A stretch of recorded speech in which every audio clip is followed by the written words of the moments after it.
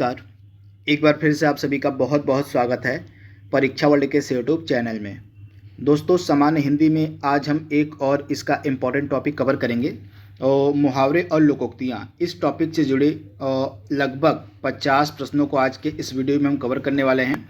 ये 50 प्रश्न बहुत ज़्यादा महत्वपूर्ण हैं आप लोकोक्तियों और मुहावरे के, तथा ये जो वीडियो आपका है लेखपाल भर्ती परीक्षा के लिए बहुत ही ज़्यादा महत्वपूर्ण है। तो चलिए वीडियो को शुरू करते हैं और देख लेते हैं कि आज का हमारा यह जो वीडियो है लोकोक्तियों और मुहावरों का, इसमें हमने कौन कौन से महत्वपूर्ण प्रश्नों को सम्मिलित किया हुआ है। तो चलिए वीडियो को स्टार्ट करते हैं।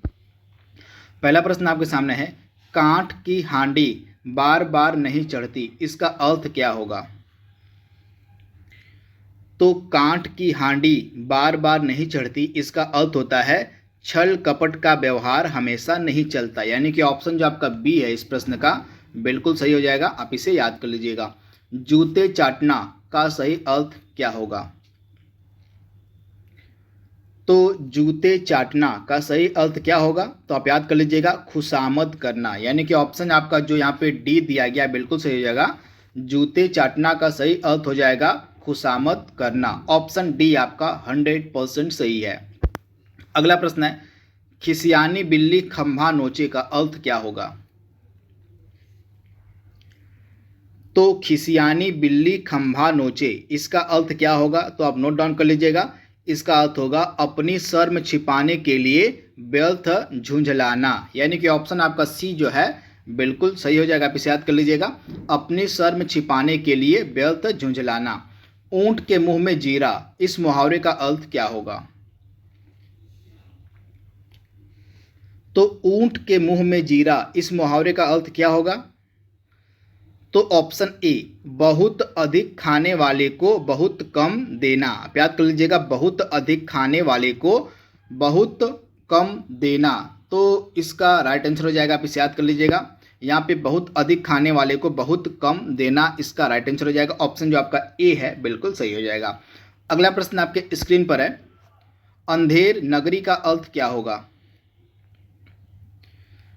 तो इसका अर्थ होता है अन्याय की जगह। आप याद कर लीजिएगा, अंधेर नगरी का मतलब होता है, अर्थ होता है अन्याय की जगह से। यानी कि ऑप्शन आपका जो सी यहाँ पे दिया गया है बिल्कुल सही हो जाएगा। अंधे को दीपक दिखाना, मुहावरे का सही अर्थ क्या होगा? अंधे को दीपक दिखाना, मुहावरे का सही अर्थ क्या हो जाएगा? तो ना समझ को उपदेश देना। ऑप्शन आपका जो हो जाएगा बी वाला बिल्कुल सही हो जाएगा। ना समझ को उपदेश देना, ऑप्शन आपका बी जो है इसका अर्थ हो जाएगा अंधे को दीपक दिखाना का। तो ऑप्शन आपका बी यहाँ पे बिल्कुल सही है, ना समझ को उपदेश देना। अगला प्रश्न आपके सामने है, अंडे का शहजादा, इसका अर्थ क्या होगा? तो अंडे का शहजादा, इसका अर्थ क्या हो जाएगा? अनुभवहीन व्यक्ति। आप याद कर लीजिएगा, अनुभवहीन व्यक्ति, इसका राइट आंसर हो जाएगा। ऑप्शन जो आपका सी दिया गया है बिल्कुल सही हो जाएगा। आसमान फट जाना, इस मुहावरे का सही अर्थ क्या होगा? तो आसमान फट जाना, इस मुहावरे का सही अर्थ क्या हो जाएगा? तो राइट आंसर आपका क्या हो जाएगा? अचानक आफत आ पड़ना। आप याद कर लीजिएगा, ऑप्शन जो आपका यहाँ पे डी वाला है बिल्कुल सही हो जाएगा। अचानक आफत आ पड़ना, इसका सही अर्थ हो जाएगा। ऑप्शन जो आपका डी यहाँ पे दिया गया है बिल्कुल सही हो जाएगा। यहाँ पे आफत के बाद आ होगा, आफत आ पड़ना, इसका राइट आंसर हो जाएगा अचानक आफत आ पड़ना।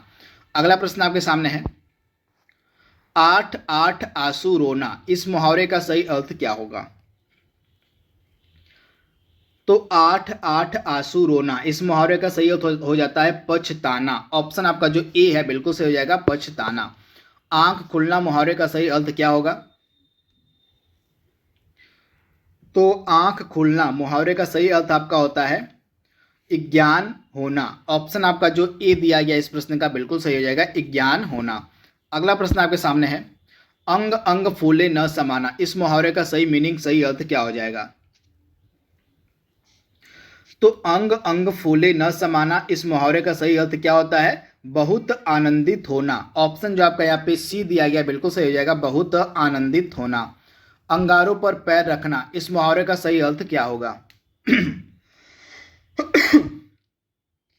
तो अंगारों पर पैर रखना, इस मुहावरे का सही अर्थ क्या होता है? तो ऑप्शन डी जोखिम मोल लेना इसका राइट आंसर हो जाएगा। ऑप्शन जो आपका डी दिया गया है बिल्कुल सही हो जाएगा, जोखिम मोल लेना। अगला प्रश्न आपके सामने है, अक्ल का दुश्मन इस मुहावरे का सही अर्थ क्या होगा? तो अक्ल का दुश्मन इस मुहावरे का सही अर्थ क्या होता है? महामूर्ख, यानी कि ऑप्शन आपका जो सी दिया गया बिल्कुल सही हो जाएगा, महामूर्ख। आंसू पीकर रह जाना इस मुहावरे का सही अर्थ आपको बताना है। तो फटाक से इसका जवाब दीजिए आप, आंसू पीकर रह जाना। तो चुपचाप दुख सह लेना, ऑप्शन जो आपका डी वाला बिल्कुल सही हो जाएगा, चुपचाप दुख सह लेना इस मुहावरा का सही अर्थ हो जाएगा। आंसू पी कर रह जाना इस मुहावरे का सही अर्थ हो जाता है चुपचाप दुख सह लेना। तो इसके बारे में आपको याद रखना है। अगला प्रश्न आपके स्क्रीन पर है, आपको बताना है कि आदमी बनना मुहावरे का उपयुक्त अर्थ क्या होगा? तो आदमी बनना मुहावरे का उपयुक्त अर्थ होता है अच्छा व्यवहार सीखना। ऑप्शन आपका जो सी वाला है बिल्कुल सही हो जाएगा, अच्छा व्यवहार सीखना। तो इसके बारे में आपको याद रखना है। आंखें खोल दी इस मुहावरे का सही अर्थ आपको बताना है। आंखें खोल दी इस मुहावरे का सही अर्थ, सही मीनिंग आपको बताना है क्या होगा। इंपॉर्टेंट प्रश्न है। तो इसका सही अर्थ हो जाएगा भ्रम को दूर करना। आप याद कर लीजिएगा, ऑप्शन आपका ए यहाँ पे बिल्कुल सही हो जाएगा, भ्रम को दूर करना। अगला प्रश्न आपकी स्क्रीन पर है, इलायची बांटना इस मुहावरे का सही अर्थ क्या होगा? तो इलायची बांटना इस मुहावरे का सही अर्थ आपका हो जाएगा, पहले आप इसका जवाब दीजिए। तो इसका राइट आंसर आपका हो जाएगा दावत देना, यानी कि ऑप्शन आपका जो बी वाला है बिल्कुल सही हो जाएगा। इलायची बांटना मुहावरे का सही अर्थ क्या होता है? दावत देना। एड़ियां रगड़ना मुहावरे का सही अर्थ आपको पहचानना है। तो एड़ियां रगड़ना इस मुहावरे का सही अर्थ क्या हो जाएगा? बहुत दौड़ धूप करना। ऑप्शन जो आपका यहाँ पे सी वाला है बिल्कुल सही हो जाएगा, बहुत दौड़ धूप करना। अगला प्रश्न आपके सामने है, किताब का कीड़ा होना का उपयुक्त अर्थ आपको बताना है। तो किताब का कीड़ा होना का उपयुक्त अर्थ क्या हो जाएगा? तो इसका उपयुक्त अर्थ होता है बहुत अधिक पढ़ने वाला। आप याद कर लीजिएगा, बहुत अधिक पढ़ने वाले को हम किताब का कीड़ा कहते हैं। तो ऑप्शन आपका जो सी है यहाँ पे बिल्कुल सही हो जाएगा। कच्चा चिट्ठा खोलना इस मुहावरे का उपयुक्त अर्थ आपको पहचानना है। तो इसका राइट आंसर क्या हो जाएगा? कच्चा चिट्ठा खोलना का तो सारा भेद खोल देना, सारा भेद खोल देना इसका राइट आंसर हो जाएगा। ऑप्शन जो आपका ए दिया गया है 100% सही जवाब है। अगला प्रश्न आपके स्क्रीन पर है, किनारे लगना मुहावरे का उपयुक्त अर्थ आपको बताना है। तो किनारे लगना मुहावरे का उपयुक्त अर्थ क्या हो जाएगा? तो इसका उपयुक्त अर्थ हो जाएगा किसी कार्य को समाप्त होना, किसी कार्य का समाप्त होना, यानी कि ऑप्शन जो आपका ए है बिल्कुल सही हो जाएगा। किनारे लगना मुहावरे का उपयुक्त अर्थ होता है किसी कार्य का समाप्त होना, यानी कि ऑप्शन आपका ए यहाँ पे बिल्कुल सही है। कूप मंडूक का अर्थ क्या होता है? कूप मंडूक होना इसका अर्थ आपसे पूछा जा रहा है क्या होगा? यहाँ पे कूप मंडूक होना एक ही में है। तो कूप मंडूक होना इसका अर्थ क्या होता है? तो इसका अर्थ होता है सीमित ज्ञान या सीमित अनुभव होना। आप याद कर लीजिएगा, सीमित ज्ञान या सीमित अनुभव होना इसका अर्थ होता है। तो ऑप्शन आपका जो यहाँ पे सी दिया गया है बिल्कुल सही हो जाएगा। बढ़ते हम अगले प्रश्न की तरफ। अगला प्रश्न आपके सामने है, चौकड़ी भूल जाना इस मुहावरे का सही अर्थ आपसे पूछा जा रहा है क्या होगा? तो चौकड़ी भूल जाना इस मुहावरे का सही अर्थ क्या हो जाएगा? तो इसका सही अर्थ आपका हो जाएगा राह न सूझना। क्या हो जाएगा? तो राह न सूझना, यानी कि ऑप्शन आपका ए जो दिया गया इस प्रश्न का बिल्कुल सही हो जाएगा। गुड़ गोबर कर देना इस मुहावरे का उचित अर्थ क्या होगा?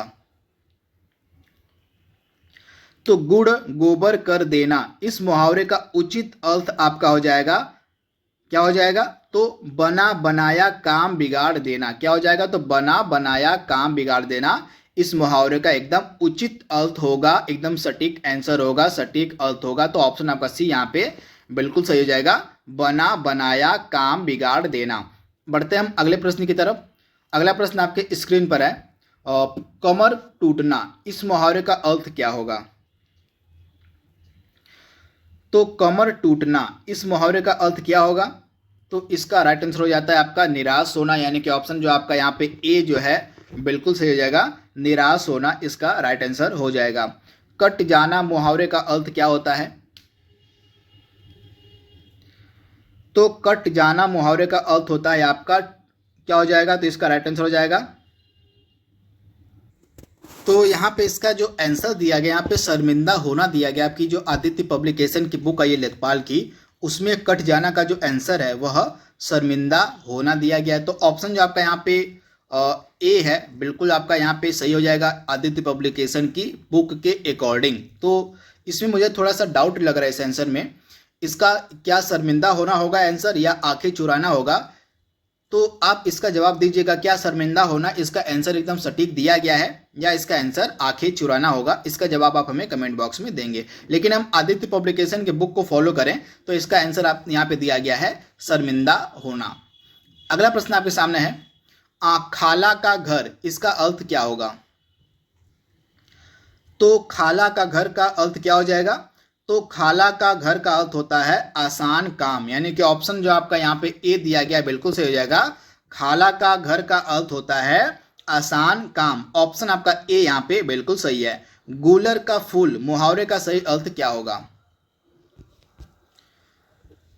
तो गूलर का फूल मुहावरे का सही अर्थ क्या हो जाएगा? दुर्लभ वस्तु, यानी कि ऑप्शन आपका सी यहाँ पे बिल्कुल सही हो जाएगा, दुर्लभ वस्तु। आप इसे याद कर लीजिएगा, इसका राइट आंसर हो जाएगा ऑप्शन सी, दुर्लभ वस्तु। अगला प्रश्न आपके सामने है, गांठ का पूरा मुहावरे का अर्थ क्या हो जाएगा? तो गांठ का पूरा मुहावरे का अर्थ होता है मालदार, यानी कि ऑप्शन आपका जो डी है यहाँ पे बिल्कुल सही हो जाएगा, मालदार इसका राइट आंसर हो जाएगा। जबान पर लगाम न होना मुहावरे का सही अर्थ आपको बताना है क्या होगा? तो जबान पर लगाम न होना इसका क्या होता है अर्थ? तो इसका अर्थ हो जाता है अनावश्यक रूप से स्पष्टवादी होना। क्या हो जाएगा?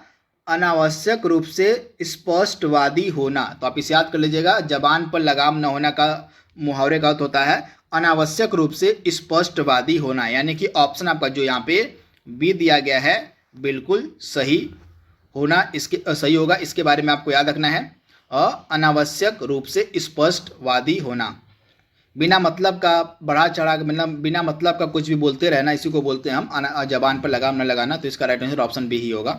अगला प्रश्न आपके सामने है, और इस विद्यालय में दाखिल मिलना टेढ़ी खीर है, रेखांकित मुहावरे का सही अर्थ क्या हो जाएगा? यानी कि यहाँ पे जो रेखांकित किया गया, हाईलाइट किया गया टेढ़ी खीर, इसका अर्थ आपको बताना है क्या होगा? तो टेढ़ी खीर का अर्थ होता है कठिन कार्य होना, यानी कि ऑप्शन आपका जो ए दिया गया बिल्कुल सही जाएगा, कठिन कार्य होना। डपोर शंख मुहावरे का सही अर्थ यहाँ पे आपसे पूछा जा रहा है। तो डपोर शंख मुहावरे का सही अर्थ क्या हो जाएगा? तो इसका सही अर्थ होता है आपका बे सिर पैर की बातें करने वाला। आप याद कर लीजिएगा, बे सिर पैर की बातें करने वाला इसका राइट आंसर हो जाएगा। ऑप्शन जो आपका डी है यहाँ पे बिल्कुल सही हो जाएगा। डपोर शंख का अर्थ होता है बे सिर पैर की बातें करने वाला। अगला प्रश्न आपके सामने है, तीन लोक से मथुरा न्यारी, इसका अर्थ क्या होगा? तो तीन लोक से मथुरा न्यारी, इसका अर्थ क्या होता है? सबसे निराला। ऑप्शन जो आपका यहाँ पे बी वाला दिया गया है बिल्कुल सही हो जाएगा, सबसे निराला इसका राइट आंसर हो जाएगा। दिनों का फिर जाना मुहावरे का अर्थ क्या होगा? तो दिनों का फिर जाना इसका मुहावरे का अर्थ हो जाएगा भाग्य का चक्कर, यानी कि दिए गए ऑप्शंस के अनुसार भाग्य का चक्कर इसका राइट आंसर हो जाएगा। ऑप्शन जो आपका सी है यहाँ पे बिल्कुल सही हो जाएगा। अगला प्रश्न आपके सामने है, द्रौपदी का चीर का अर्थ क्या होगा? तो द्रौपदी के चीर का अर्थ होता है कभी समाप्त न होना। ऑप्शन जो आपका यहाँ पे सी दिया गया बिल्कुल सही हो जाएगा, कभी समाप्त न होना। दांत काटी रोटी का अर्थ क्या होगा? तो दांत काटी रोटी का अर्थ क्या होगा? तो इसका राइट आंसर हो जाएगा गहरी दोस्ती, यानी कि ऑप्शन जो आपका ए दिया गया बिल्कुल सही हो जाएगा। दांत काटी रोटी का सही मीनिंग होता है, सही अर्थ होता है गहरी दोस्ती, यानी कि ऑप्शन आपका ए जो दिया गया है बिल्कुल सही हो जाएगा, गहरी दोस्ती। अगला प्रश्न आपके सामने है, आजकल के बच्चे माता पिता की आंखों में धूल झोंकने में कुशल हैं। तो जो यहाँ पे रेखांकित शब्द है दिया गया आंखों में धूल झोंकना, इसका मीनिंग, इसका अर्थ आपको बताना है क्या होगा? तो आंखों में धूल झोंकना का अर्थ होता है धोखा देना, यानी कि ऑप्शन आपका जो ए है यहाँ पे बिल्कुल सही है, धोखा देना। पानी पीकर जात पूछना, इसका अर्थ क्या होगा, इसका मीनिंग क्या होगा? तो पानी पीकर जात पूछना, इसका अर्थ क्या हो जाएगा? काम निकलने के बाद सोचना। ऑप्शन जो आपका यहाँ पे सी है बिल्कुल सही हो जाएगा। इस मुहावरे का सही अर्थ हो जाएगा काम निकलने के बाद सोचना, यानी कि ऑप्शन जो आपका सी दिया गया है बिल्कुल सही हो जाएगा। अगला प्रश्न आपकी स्क्रीन पर है, स्वावलंबी होना, इसके लिए सही मुहावरा क्या होगा, आपसे पूछा जा रहा है।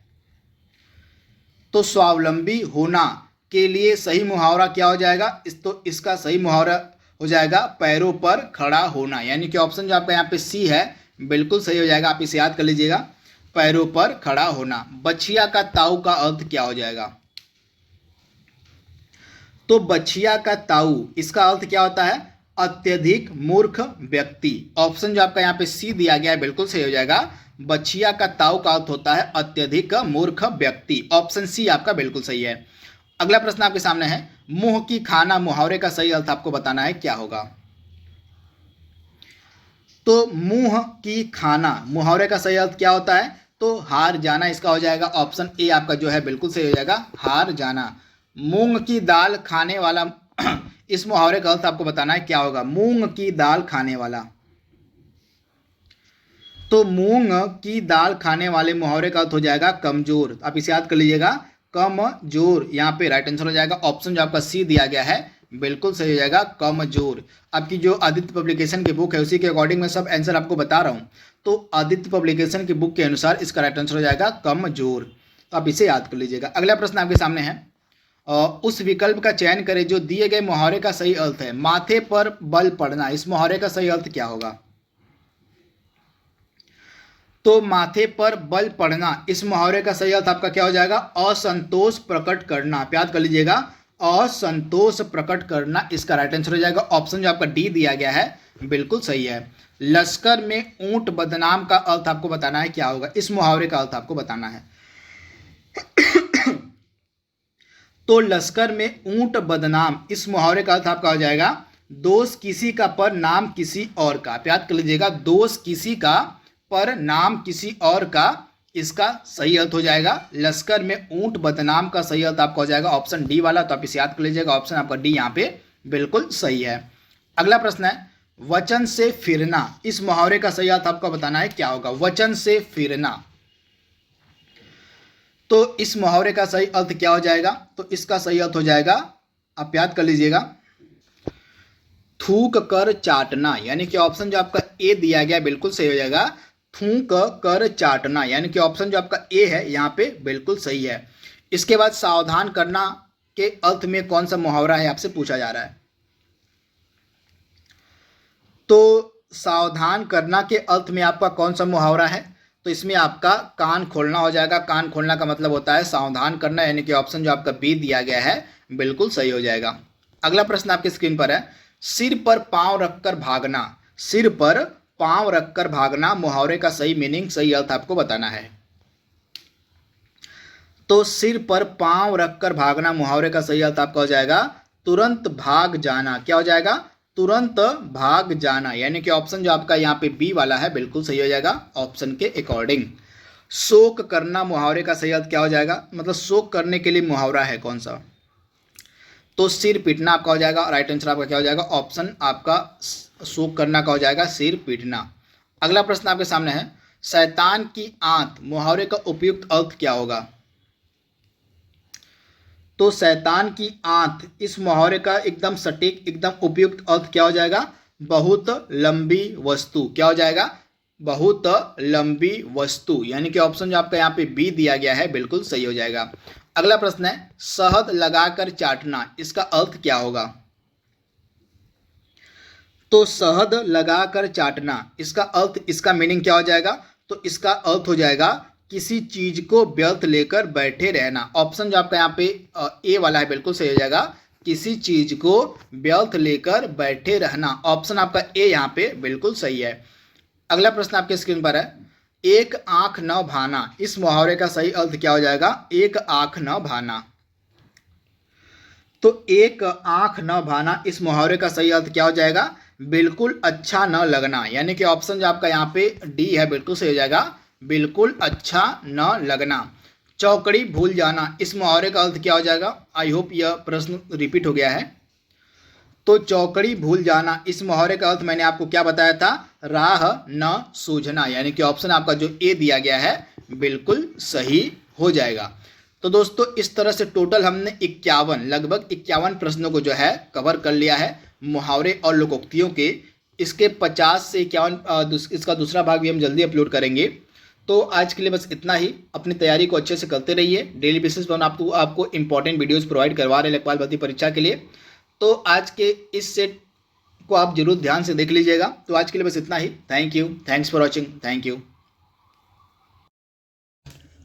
एक बार फिर से आप सभी का बहुत बहुत स्वागत है परीक्षा वर्ल्ड के इस यूट्यूब चैनल में। दोस्तों टॉपिक वाइज जो सामान्य हिंदी की हमने सीरीज शुरू की है उसमें अभी तक हमने देखा है अनेकार्थी शब्दों को और पर्यायवाची शब्दों को। जितने भी इम्पॉर्टेंट आपके अनेकार्थी शब्द बन सकते थे उनको हमने कंप्लीट करवा दिया है। इसके बाद जितने भी आपके इम्पॉर्टेंट पर्यायवाची शब्द बन सकते थे उनको भी हमने कंप्लीट करवा दिया है। अगर आपने हमारा सामान्य हिंदी का ये दोनों वीडियो नहीं देखा है तो उसको जाकर एक बार देख लीजिएगा। आज हम एक और सामान्य हिंदी का टॉपिक यहाँ पे कवर करेंगे पूरे डिटेल में, वाक्यांशों के लिए एक शब्द। इस टॉपिक से जुड़े जितने भी इम्पॉर्टेंट आपके वाक्यांश बन सकते हैं उनको हम यहाँ पे कवर करने वाले हैं। इसके अलावा हम लास्ट में कुछ इम्पॉर्टेंट MCQs को भी कवर करेंगे जिससे आपकी पूरी तैयारी हो जाएगी इस टॉपिक से। यह टॉपिक आपके एग्जाम के लिए बहुत ज़्यादा महत्वपूर्ण है, तो इस टॉपिक को बिल्कुल ध्यान से आपको देखना है, लास्ट तक इस वीडियो में बने रहना है। एक भी क्वेश्चन अगर इस टॉपिक से आपसे पूछा जाएगा तो इस वीडियो से बाहर नहीं पूछा जाएगा, तो इस वीडियो को आपको बिल्कुल ध्यान से देखते रहना है। इस वीडियो में सबसे पहले हम बात करेंगे कुछ इम्पॉर्टेंट वाक्यांशों के लिए एक शब्दों की, और इसके बाद हम लास्ट में इससे जुड़े इम्पॉर्टेंट MCQs को कवर करेंगे। तो चलिए वीडियो को स्टार्ट करते हैं। तो पहला है आपके सामने, जिसके पाणी यानी कि हाथ में चक्र हो उसे हम क्या कहते हैं? चक्र पाणी यानी कि विष्णु कहते हैं। इसके बाद जिसके पाड़ी यानी जिसके पाड़ी में वज्र है उसको हम बोलते हैं वज्र पाणी यानी कि इंद्र कहते हैं। और जिसके पाड़ी में वीणा हो यानी कि इनको हम बोलते हैं वीणा पाणी यानी कि सरस्वती आपका राइट आंसर हो जाएगा। जिसके पास 4 भुजाएं यानी कि जिसके 4 भुजाएं हैं उनको हम क्या बोलते हैं? चतुर्भुज बोलते हैं। जिसके 10 आनन है उसको हम बोलते हैं दशानन। इंपॉर्टेंट है दशानन। यहाँ पे मतलब बात हो रही है आपकी रावण की। किसकी बात हो रही है यहाँ पे? तो यहाँ पे आपकी रावण की बात हो रही है। जिसके आने की तिथि मालूम ना हो इसको हम बोलते हैं अतिथि। तो आप इसे याद कर लीजिएगा, जिसके आने की तिथि मालूम ना हो उसको हम बोलते हैं अतिथि। जिसके शिखर पर चंद्र हो उसको हम बोलते हैं चंद्रशेखर। इंपॉर्टेंट है। जिसके शिखर पर चंद्र हो उसको हम चंद्रशेखर कहते हैं, यानी कि शिव जी की यहाँ पर बात हो रही है। जिसके समान कोई द्वितीय नहीं है उसको बोलते हैं अद्वितीय। इंपॉर्टेंट है। जिसके पार देखा जा सके यानी कि जिसके आर पार हम देख सकते हैं उसको हम बोलते हैं पारदर्शक। इंपॉर्टेंट है। जिसके पार देखा ना जा सके, यहाँ पे पार होगा, पास की जगह पार होगा, तो जिसके आर पार देखा ना जा सके उसको हम बोलते हैं अपारदर्शक। इसे आप याद कर लीजिएगा, जिसके पार देखा न जा सके उसको हम बोलते हैं अपारदर्शक। जिसके ममता में हृदय नहीं है उसको हम क्या बोलते हैं? तो जिसके हृदय में ममता नहीं है उसको हम क्या बोलते हैं? तो आप याद कर लीजिएगा, निर्मम बोलते हैं। ये थोड़ा सा उल्टा लिखा दिया गया है। तो जिसके हृदय में ममता नहीं होती उसको हम बोलते हैं निर्मम। आप याद कर लीजिएगा, इंपॉर्टेंट है। और जिसके हृदय में दया नहीं होती उसको हम बोलते हैं निर्दय। तो दोनों आपको याद रखना है। अगर पूछे जिसके हृदय में ममता नहीं होती उसको हम क्या बोलते हैं? तो जिसके हृदय में ममता नहीं होती उसको हम बोलते हैं निर्मम, और जिसके हृदय में दया नहीं होती उसको हम बोलते हैं निर्दय। तो दोनों आपको याद रखना इंपॉर्टेंट है। जानने की इच्छा के लिए एक शब्द क्या प्रयोग में लाया जाता है? तो जानने की इच्छा के लिए हम जिज्ञासा का प्रयोग करते हैं। जिसकी ग्रीवा सुंदर हो उसको हम बोलते हैं सुग्रीव। आप याद कर लीजिएगा, जिसकी ग्रीवा सुंदर उसको हम बोलते हैं सुग्रीव। जो भू को धारण करता है उसको हम बोलते हैं भूधर। इंपॉर्टेंट है। जो भू को धारण करता है उसके लिए एक शब्द हो जाएगा आपका भूधर। जिसके 2 पद जिसके जो हैं यहाँ पे 2 पद हैं यानी कि जिसके 2 पैर हैं, पद का मतलब पैर है, उसको हम क्या बोलते हैं? इसका हो जाएगा आपका क्या, तो द्विपद हो जाएगा, इंपॉर्टेंट है। जिसके दो पद हैं उसको हम बोलते हैं द्विपद, द्विपद आपका राइट आंसर हो जाएगा। इसके बाद जो सर्वशक्ति संपन्न है उसको हम क्या बोलते हैं, तो जो सर्वशक्ति संपन्न उसको हम बोलते हैं सर्वशक्तिमान। आप याद कर लीजिएगा, जो आपका सर्वशक्ति संपन्न होता है उसके लिए एक शब्द आपका हो जाएगा सर्वशक्तिमान। जिसके चार पद हैं उसको हम क्या बोलते हैं, तो जिसके चार पद हैं उसको हम बोलते हैं चतुष्पद। क्या बोलते हैं, चतुष्पद। जिसका कोई नाथ न हो उसको हम क्या बोलते हैं, तो जिसका कोई नाथ न हो उसको हम बोलते हैं अनाथ। काफ़ी ज़्यादा इंपॉर्टेंट है, आप याद कर लीजिएगा। जिसका कोई नाथ न हो उसको हम बोलते हैं अनाथ। और जिसका जन्म पहले हुआ हो, यानी कि जिसका जन्म अग्र यानी कि पहले हुआ, उसके लिए एक शब्द आपका हो जाएगा अग्रज। जिसका जन्म पीछे हुआ उसको बोलते हैं अनुज। अंडे से जन्म लेने वाले को हम बोलते हैं अंडज। आप याद कर लीजिएगा, अंडे से जन्म लेने वाले को हम क्या बोलते हैं, अंडज बोलते हैं। जल में जन्मने वाले के लिए हम क्या एक शब्द का प्रयोग करते हैं, जलज, यानी कि जल में जन्मने वाला को कहा जाता है जलज। जिसका पति जीवित हो उसको हम बोलते हैं सधवा, यानी कि जिस स्त्री का पति जीवित है, जिस स्त्री का पति उसके साथ रहता है उसको हम बोलते हैं सधवा। जिसका पति मर गया हो उसके लिए एक शब्द आपका हो जाएगा विधवा। जिसका कोई शत्रु ना हो, जिसका कोई शत्रु नहीं जन्मा है उसको हम बोलते हैं अजात शत्रु, यानी कि जिसका कोई शत्रु नहीं जन्मा है उसके लिए एक शब्द आपका हो जाएगा अजात शत्रु। तो इसके बारे में आप याद रखिएगा, काफ़ी ज़्यादा महत्वपूर्ण है। इसके बाद जिसे ईश्वर या वेद में विश्वास नहीं है उसको हम बोलते हैं आस्तिक, यानी कि जो ईश्वर में विश्वास नहीं करता है उसको हम बोलते हैं आस्तिक। और जिसे ईश्वर में विश्वास होता है, और सॉरी नास्तिक होगा ना यहाँ पे, जो ईश्वर में विश्वास नहीं करता उसको हम बोलते हैं नास्तिक, और जो ईश्वर में विश्वास करता उसको हम बोलते हैं आस्तिक। तो दोनों आपको याद रखना है, जो ईश्वर में या वेद में विश्वास नहीं करता उसको हम बोलते हैं नास्तिक, और जिसे ईश्वर या वेद में विश्वास होता है उसको हम बोलते हैं आस्तिक। दो बार जन्म लेने वाला के लिए एक शब्द आपका हो जाएगा द्विज हो जाएगा। आप याद कर लीजिएगा, दो बार जन्म लेने वाला को कहा जाता है द्विज। जिसका कोई शत्रु नहीं जन्मा है उसको हम बोलते हैं अजात शत्रु, इंपॉर्टेंट है। जिसका कारण पृथ्वी है या जो पृथ्वी से संबंध है उसको हम बोलते हैं पार्थिव। आप याद कर लीजिएगा, जिसका कारण पृथ्वी है या जो पृथ्वी से संबद्ध है उसको हम बोलते हैं पार्थिव। जिसका निवारण नहीं किया जा सके उसको हम क्या बोलते हैं, तो जिसका निवारण नहीं किया जा सके उसको हम बोलते हैं अनिवार्य। साहित्य रचना या साहित्य सेवा से संबद्ध को हम क्या बोलते हैं, साहित्यिक बोलते हैं। याद कर लीजिएगा, साहित्य रचना या साहित्य सेवा से संबद्ध को हम बोलते हैं साहित्यिक। जिसकी उपमा न हो उसको हम बोलते हैं अनुपम। याद कर लीजिएगा, जिसकी उपमा न हो उसके लिए एक शब्द आपका हो जाएगा अनुपम। अनुचित बात के लिए जो आग्रह करता है उसको हम बोलते हैं दुराग्रह, यानी कि अनुचित बात के लिए आग्रह के लिए एक शब्द आपका हो जाएगा दुराग्रह। जो कहा न जा सके उसके लिए एक शब्द हो जाएगा अकथनीय, इंपॉर्टेंट है। जो कहा न जा सके उसके लिए एक शब्द आपका हो जाएगा अकथनीय। जिसकी चिंता नहीं हो सकती उसको हम उसके लिए एक शब्द का इस्तेमाल करते हैं अचिंतनीय। आप याद कर लीजिएगा, जिसकी चिंता नहीं हो सकती उसके लिए एक शब्द आपका हो जाएगा अचिंतनीय।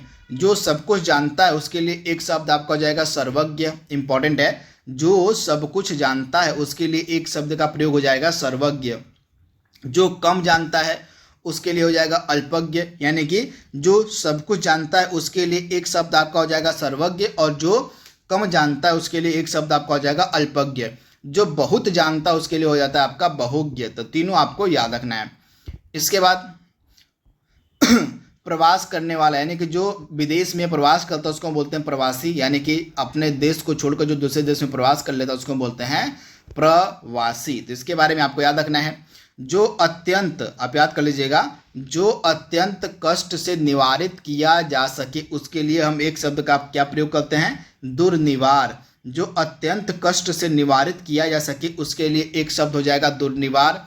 जो स्त्री सूर्य भी ना देख सके उसके लिए एक शब्द हो जाएगा असूर्यपास्या। आप याद कर लीजिएगा, जो स्त्री सूर्य भी न देख सके उसके लिए एक शब्द का प्रयोग होता है असूर्यपस्या। आप याद कर लीजिएगा।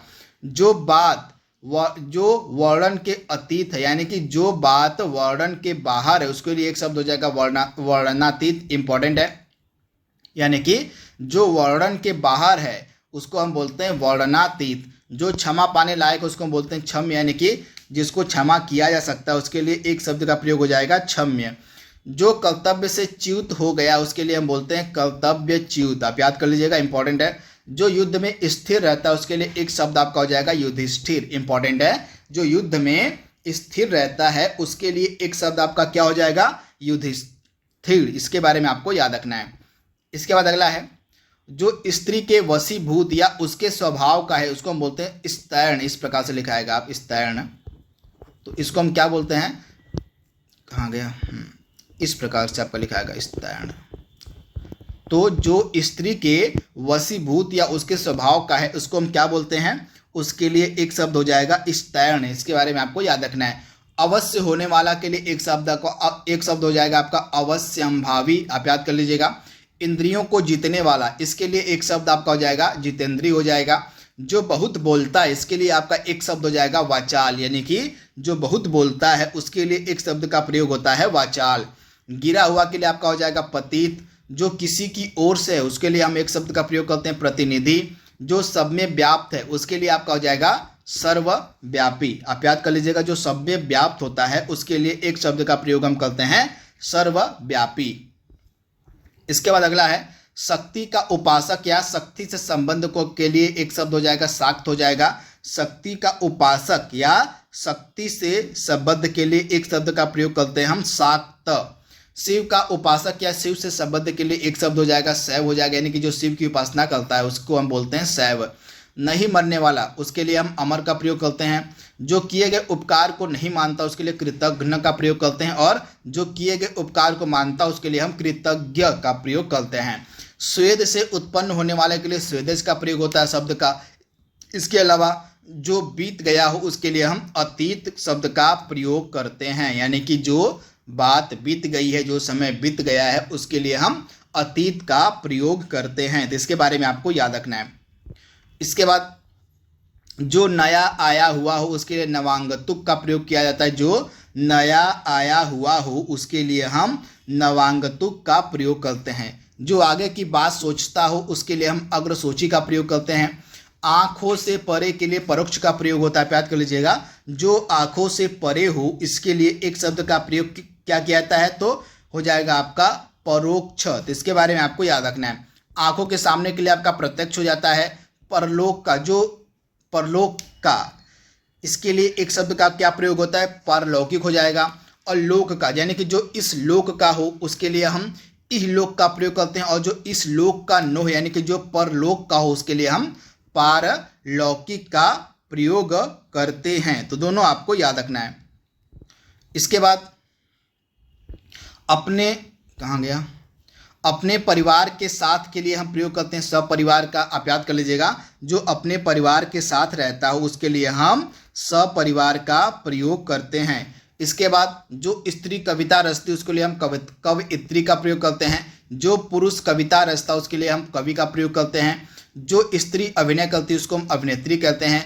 जो पुरुष अभिनय करता है उसको हम अभिनेता कहते हैं। और जो दूसरों से ईर्ष्या करता है उसके लिए हम ईर्ष्यालु का प्रयोग करते हैं।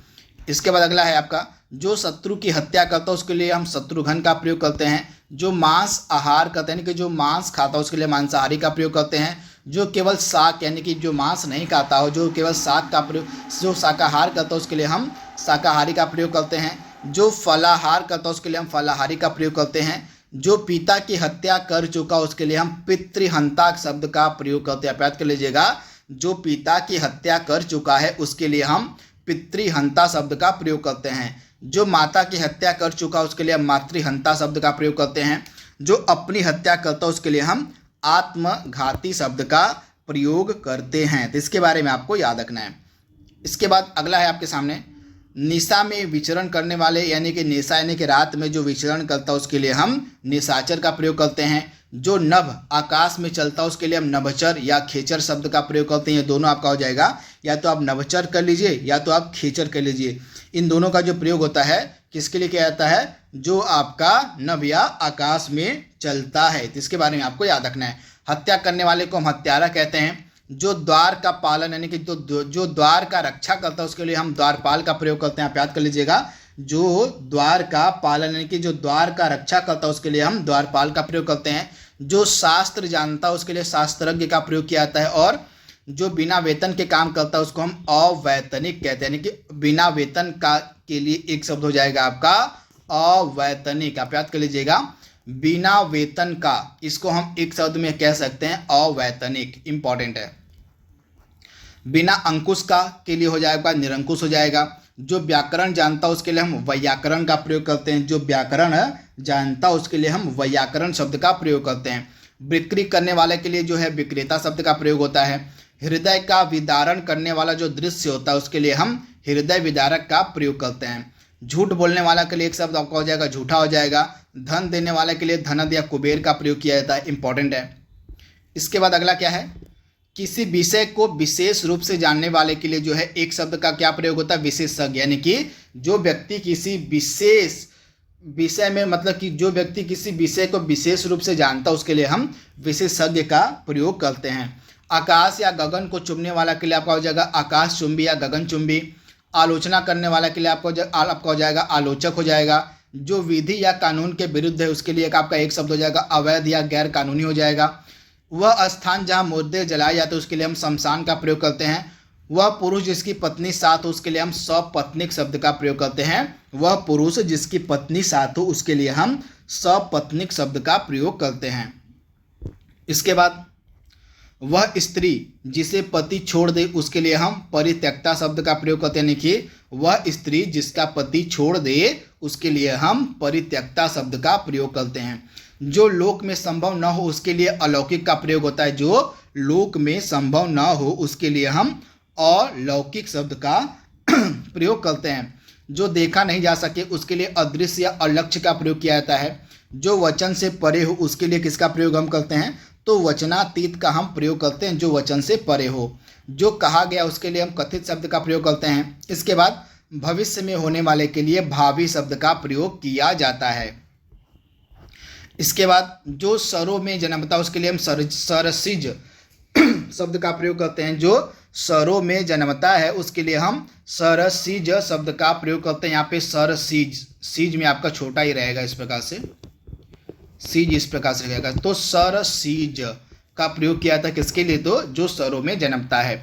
अतिशय या अति यानी कि बढ़ा चढ़ाकर कहना, किसी चीज को बढ़ा चढ़ाकर कहने के लिए एक शब्द आपका हो जाता है अतिशयोक्ति या अत्युक्ति। इन दोनों का हम प्रयोग कर सकते हैं।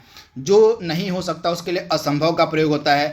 मिष्ट या मधुर भाषण देने वाले के लिए हम मिष्ट भाषी या मधुर भाषी का प्रयोग करते हैं।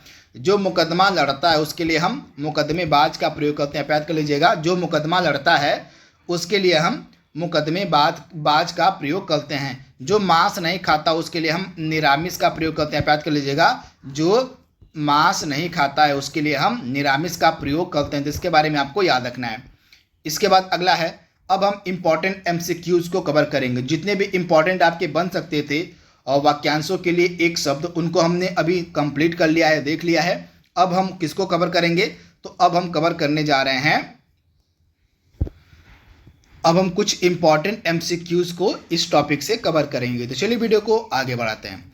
तो पहला प्रश्न आपके सामने है, कंजूसी से धन व्यय करने वाला के लिए एक शब्द का क्या प्रयोग किया जाता है। आपसे पूछा जा रहा है कि जो व्यक्ति कंजूसी से धन व्यय करता है उसके लिए एक शब्द का क्या प्रयोग हम करेंगे। फटाक से इसका जवाब देने की आप कोशिश कीजिए। जो कंजूसी से धन व्यय करने वाले के लिए एक शब्द का क्या प्रयोग किया जाएगा, तो राइट आंसर आपका क्या हो जाएगा, अल्पव्ययी। आप याद कर लीजिएगा, कंजूसी से धन व्यय करने वाले के लिए, सॉरी यहाँ पे कृपण हो जाएगा, सॉरी यहाँ पे कृपण हो जाएगा।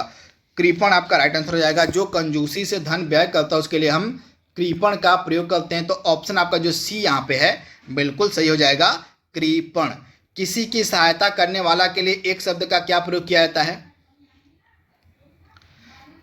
तो किसी की सहायता करने वाला के लिए एक शब्द का आपका प्रयोग हो जाएगा सहायक। यानी कि ऑप्शन आपका ए यहाँ पे बिल्कुल सही है। किसी की सहायता करने वाले के लिए एक शब्द आपका हो जाएगा सहायक। अगला प्रश्न आपके स्क्रीन पर है, पीढ़ी दर पीढ़ी चला आने वाला, इसके लिए एक समुचित शब्द क्या होगा, आपसे पूछा जा रहा है। पीढ़ी दर पीढ़ी चला आने वाला, तो इसके लिए एक शब्द हो जाएगा अन्वयागत, यानी कि ऑप्शन आपका जो डी यहाँ पे दिया गया है बिल्कुल सही हो जाएगा। पीढ़ी दर पीढ़ी चढ़ने वाला के लिए एक शब्द का प्रयोग हो सकता है अन्वयागत। जिसके पास घर न हो, इसके लिए एक शब्द का प्रयोग करिए आप। तो जिसके पास घर न हो, इसके लिए एक शब्द आपका हो जाएगा अनिकेत, यानी कि ऑप्शन आपका सी यहाँ पे बिल्कुल सही है। जिसके पास घर न हो उसके लिए एक शब्द का हम प्रयोग करते हैं अनिकेत। इसके बारे में आप याद रखिएगा। अगला प्रश्न आपके सामने है, जिस स्त्री के पुत्र और पति न हो, इस वाक्य के लिए एक शब्द का आपको प्रयोग करना है।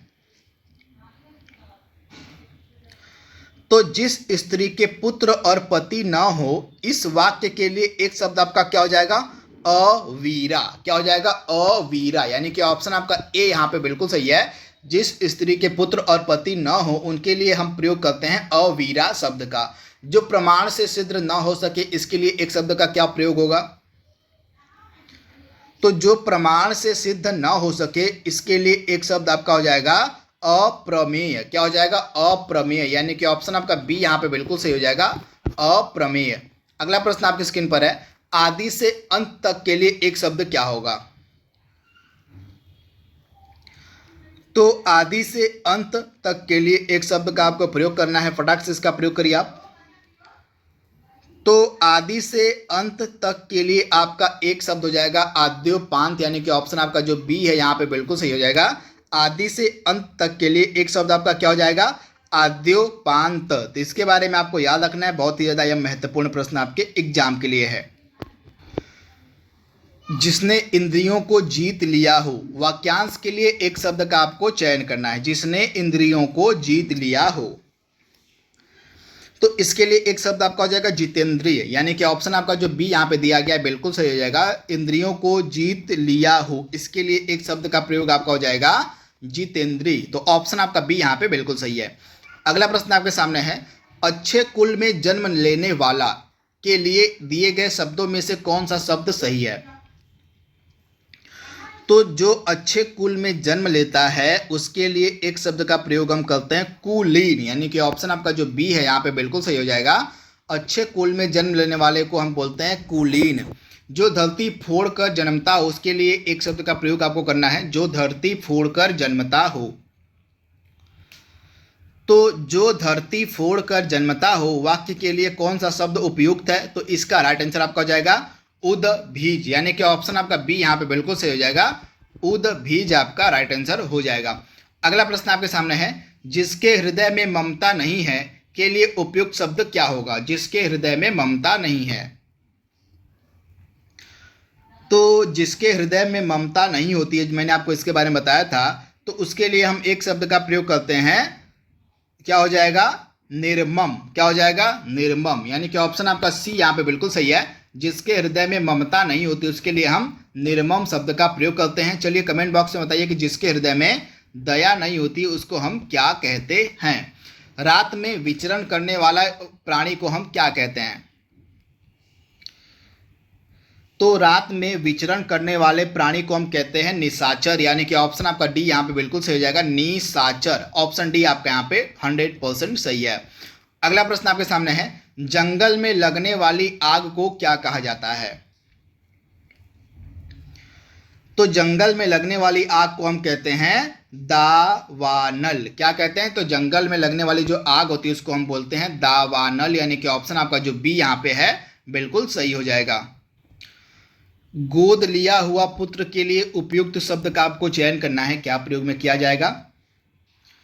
तो गोद लिया हुआ पुत्र, इसके लिए एक शब्द का प्रयोग होता है दत्तक पुत्र, यानी कि जो पुत्र गोद लिया है उसको हम दत्तक पुत्र कहते हैं, यानी कि ऑप्शन आपका बी यहाँ पे बिल्कुल सही हो जाएगा दत्तक। अगला प्रश्न आपके सामने है, बिना पलक झपकाए वाक्यांश के लिए एक शब्द का आपको प्रयोग करना है। बिना पलक झपकाए वाक्यांश के लिए एक शब्द का क्या प्रयोग होगा, इंपॉर्टेंट है।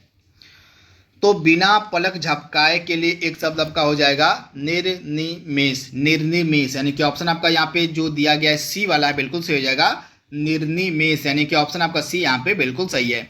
भूमि के अंदर की जानकारी रखने वाले को हम क्या कहते हैं। जो व्यक्ति पृथ्वी के अंदर यानी कि भूमि के अंदर की जानकारी रखता है उसके लिए एक शब्द का आपको प्रयोग करना है। तो भूमि के अंदर की जानकारी रखने वाले के लिए जो है एक शब्द का प्रयोग आपका हो जाएगा भूगर्भवेत्ता। क्या हो जाएगा? भूगर्भवेत्ता, यानी कि ऑप्शन आपका ए यहाँ पे बिल्कुल सही हो जाएगा। अगला प्रश्न आपके सामने है, मोक्ष की कामना करने वाला वाक्यांश के लिए एक शब्द क्या होगा? तो मोक्ष की कामना करने वाला वाक्यांश के लिए आपका एक शब्द हो जाएगा मुमुक्षु। क्या हो जाएगा? मुमुक्षु, यानी कि ऑप्शन आपका सी यहाँ पे बिल्कुल सही है। जो सब कुछ जानता हो उसके लिए एक शब्द का आपको प्रयोग करना है। तो जो सब कुछ जानता हो उसके लिए जो है एक शब्द आपका क्या हो जाएगा भैया? हो जाएगा आपका सर्वज्ञ, यानी कि ऑप्शन आपका डी यहाँ पे बिल्कुल सही हो जाएगा। जो सब कुछ जानता हो उसके लिए हम सर्वज्ञ शब्द का प्रयोग करते हैं। वहीं यहाँ पे जो बहुत जानता हो उसके लिए क्या शब्द का प्रयोग होता है? तो जो बहुत जानता है उसके लिए हम बहुज्ञ शब्द का प्रयोग करते हैं, लेकिन जो सब कुछ जानता है उसके लिए हम सर्वज्ञ शब्द का प्रयोग करते हैं। तो इसके बारे में आपको याद रखना है। अगला प्रश्न आपके सामने है, 100 वर्षों का समूह वाक्य के लिए सही विकल्प का आपको चयन करना है। तो 100 वर्षों का समूह वाक्य के लिए एक शब्द आपका क्या हो जाएगा? तो इसके लिए हम प्रयोग करते हैं शताब्दी का, यानी कि ऑप्शन आपका जो ए है यहाँ पे बिल्कुल सही हो जाएगा, शताब्दी। जिसे बुढ़ापा न आए वाक्यांश के लिए एक शब्द का प्रयोग आपको करना है। तो जिसे बुढ़ापा न आए वाक्यांश के लिए एक शब्द आपका क्या हो जाएगा? अजर। क्या हो जाएगा? अजर, यानी कि ऑप्शन आपका सी यहाँ पे बिल्कुल सही हो जाएगा, अजर। अगला प्रश्न आपके सामने है, जिसका शत्रु जन्मा ही न हो उसके लिए एक शब्द का आपको प्रयोग करना है। तो जिसका शत्रु नहीं जन्मा हो उसके लिए जो है एक शब्द का क्या प्रयोग होगा? अजात शत्रु। तो आप इसे याद कर लीजिएगा, जिसका शत्रु जन्मा ही ना हो उसके लिए एक शब्द का प्रयोग हम करते हैं अजात शत्रु, यानी कि ऑप्शन आपका सी यहाँ पे बिल्कुल सही है। अपराध बोध से होने वाली ग्लानि वाक्यांश के लिए एक शब्द का आपको प्रयोग करना है। तो अपराध बोध से होने वाली ग्लानि वाक्यांश के लिए एक शब्द आपका हो जाएगा आत्मग्लानि, यानी कि ऑप्शन आपका सी यहाँ पे बिल्कुल सही हो जाएगा, आत्मग्लानि। तो इसके बारे में आपको याद रखना है, आत्मग्लानि आपका राइट आंसर हो जाएगा। इसके बाद अगला प्रश्न है, जिसकी भुजाएं घुटनों तक लंबी हों उसे हम क्या कहते हैं? तो जिसकी भुजाएं घुटनों तक लंबी हों उसे हम कहते हैं अजानु बाहु। क्या कहते हैं? आजानु बाहु, आजानु बाहु, यानी कि ऑप्शन आपका बी यहाँ पे बिल्कुल सही हो जाएगा। इसके बारे में आपको याद रखना है। जो शीघ्र प्रसन्न हो जाए उसे हम क्या कहते हैं? तो जो शीघ्र प्रसन्न हो जाए उसको हम बोलते हैं आशुतोष, यानी कि ऑप्शन आपका डी यहाँ पे बिल्कुल सही हो जाएगा। जो शीघ्र प्रसन्न हो जाए उसको हम बोलते हैं आशुतोष, यानी कि ऑप्शन आपका डी यहाँ पे बिल्कुल सही है। आज का लास्ट प्रश्न आपके सामने है, ऐसा कवि जो तत्काल रचना करता हो उसके लिए हम एक शब्द का क्या प्रयोग कर सकते हैं? तो ऐसा कवि जो तत्काल रचना करता है उसको हम बोलते हैं आंसू कवि। क्या बोलते हैं? उसको हम आंसू कवि के नाम से जानते हैं, यानी कि ऑप्शन आपका बी यहाँ पे बिल्कुल सही हो जाएगा। आप इसे याद कर लीजिएगा। तो दोस्तों इस तरह से आज का जो टॉपिक था वाक्यांशों के लिए एक शब्द, उसको हमने कंप्लीट कर लिया है। आई होप ये वीडियो आपको पसंद आएगा, आपकी आने वाली परीक्षा के लिए महत्वपूर्ण होगा। तो आज के लिए बस इतना ही। Thank you, thanks for watching, thank you, नमस्कार। एक बार फिर से आप सभी का बहुत बहुत स्वागत है परीक्षा वर्ल्ड के इस यूट्यूब चैनल में। दोस्तों सामान्य हिंदी की जो टॉपिक वाइज इम्पॉर्टेंट एमसीक्यूज़ की हमने सीरीज शुरू की है सामान्य हिंदी की, इसमें आज हम पढ़ने वाले हैं पर्यायवाची शब्दों को। इस टॉपिक में जितने भी इम्पॉर्टेंट आपके पर्यायवाची शब्द बन सकते हैं उनको यहाँ पे हम देखेंगे। इसके बाद हम लास्ट में कुछ इम्पॉर्टेंट एमसीक्यूज़ को भी कवर करेंगे पर्यायवाची शब्दों से रिलेटेड। तो चलिए वीडियो को शुरू करते हैं और देख लेते हैं कि आज के इस सेशन में हमने कौन कौन से इम्पॉर्टेंट पर्यायवाची शब्दों को सम्मिलित किया हुआ है। तो आइए वीडियो में आगे बढ़ते हैं। इन पर्यायवाची शब्दों को आपको बिल्कुल ध्यान से देखना है, याद करते चलना है, क्योंकि लास्ट में इन्हीं पर्यायवाची शब्दों से जुड़े हुए इम्पॉर्टेंट एमसीक्यूज़ को भी मैंने सम्मिलित किया हुआ है। तो चलिए वीडियो को शुरू करते हैं। तो सबसे पहले हम बात करेंगे अग्नि के पर्यायवाची शब्दों के बारे में। तो अग्नि के कौन कौन से पर्यायवाची शब्द होते हैं? तो आग होता है, वही होता है, पावक होता है, अनल होता है, और वायु सखा हो जाएगा, दहन हो जाएगा, धूम केतु, कृसानु, ये सभी आपके अग्नि के पर्यायवाची शब्द होते हैं। असुर का क्या क्या होता है? तो दनुज हो जाएगा, दानव हो जाएगा, दैत्य हो जाएगा, राक्षस हो जाएगा, यातुधान हो जाएगा, इसके बाद निशाचर हो जाएगा, निशाचर हो जाएगा और रजनीचर हो जाएगा। ये सभी इंपॉर्टेंट आपके असुर के पर्यायवाची हैं। और अब अनुपम की अगर हम बात करें तो अनुपम का अपूर्व हो जाएगा, अनोखा हो जाएगा, अद्भुत हो जाएगा, अनूठा हो जाएगा, अद्वितीय हो जाएगा, अतुल हो जाएगा। ये इंपॉर्टेंट आपके अनुपम के पर्यायवाची हैं, तो इनके बारे में आपको याद रखना है। अमृत के अगर हम पर्यायवाची की बात करें, अमृत का पर्यायवाची बार बार एग्जाम में पूछा जाता है, तो आप याद कर लीजिएगा इनको। पीयूष हो जाएगा, पीयूष के बाद आपका सुधा हो जाएगा, सुधा के बाद अमीय हो जाएगा, इसके बाद जीवनोदक हो जाएगा, जीवनोदक। ये इंपॉर्टेंट आपके अमृत के पर्यायवाची हैं। अश्व की अगर हम बात करें तो अश्व के क्या क्या पर्यायवाची होते हैं, तो वाजी हो जाएगा, हय हो जाएगा, इसके बाद घोटक हो जाएगा, घोड़ा हो जाएगा, सैंधव हो जाएगा, तुरंग हो जाएगा और तुरग हो जाएगा। ये इंपॉर्टेंट आपके अश्व के पर्यायवाची शब्द हैं। आगे बढ़ते हैं हम। और यहाँ पे आँख के अगर हम पर्यायवाची शब्द की बात करें तो आँख का क्या क्या होता है देख लेते हैं। यहाँ पे आँख का आपका नेत्र हो जाएगा, लोचन हो जाएगा, नयन हो जाएगा, चक्षु हो जाएगा। ये चार आप याद कर लीजिए, इंपॉर्टेंट है। इसके बाद दृग हो जाएगा, अक्षी हो जाएगा, अम्बक हो जाएगा, दृष्टि हो जाएगा और विलोचन हो जाएगा। ये इंपॉर्टेंट आपके आँख के पर्यायवाची हैं। आकाश के पर्यायवाची क्या क्या होता है, व्योम हो जाएगा, गगन हो जाएगा, अभ्र हो जाएगा, व्योम, गगन, अभ्र, अंबर हो जाएगा, नभ हो जाएगा, अंतरिक्ष हो जाएगा, आसमान हो जाएगा और अनंत हो जाएगा। ये इंपॉर्टेंट आपके आकाश के पर्यायवाची हैं। आम का पर्यायवाची क्या क्या होता है, तो आम्र हो जाएगा, चूत हो जाएगा, रसाल हो जाएगा, अमृत फल हो जाएगा, सहकार हो जाएगा और अति सौरभ हो जाएगा। ये इंपॉर्टेंट आपके किसके पर्यायवाची हैं, तो ये आपके आम के पर्यायवाची हैं। आनंद का होता है मोद हो जाएगा, प्रमोद, हर्ष, मोद, प्रमोद, हर्ष, आमोद हो जाएगा, सुख हो जाएगा, प्रसन्नता हो जाएगा और उल्लास हो जाएगा। ये इंपॉर्टेंट आपके आनंद के पर्यायवाची हैं। आश्रम की अगर हम बात करें तो आश्रम का क्या क्या पर्यायवाची होता है, आश्रम का आपका मठ हो जाएगा, विहार हो जाएगा, मठ, विहार, कुटी हो जाएगा। इसके बाद आपका क्या हो जाएगा, मठ, विहार, कुटी। इसके बाद अस्तर हो जाएगा, अखाड़ा हो जाएगा और संघ हो जाएगा। ये सभी इंपॉर्टेंट आपके आश्रम के पर्यायवाची हैं। इच्छा का पर्यायवाची क्या होता है, तो आकांक्षा हो जाएगा, इप्सा हो जाएगा, अभिलाषा हो जाएगा। आकांक्षा, इप्सा, अभिलाषा, चाह, कामना। मनोरथ हो जाएगा, स्पीहा हो जाएगा, इसके बाद ईहा हो जाएगा और वांछा हो जाएगा। ये इंपॉर्टेंट आपके इच्छा के पर्यायवाची हैं।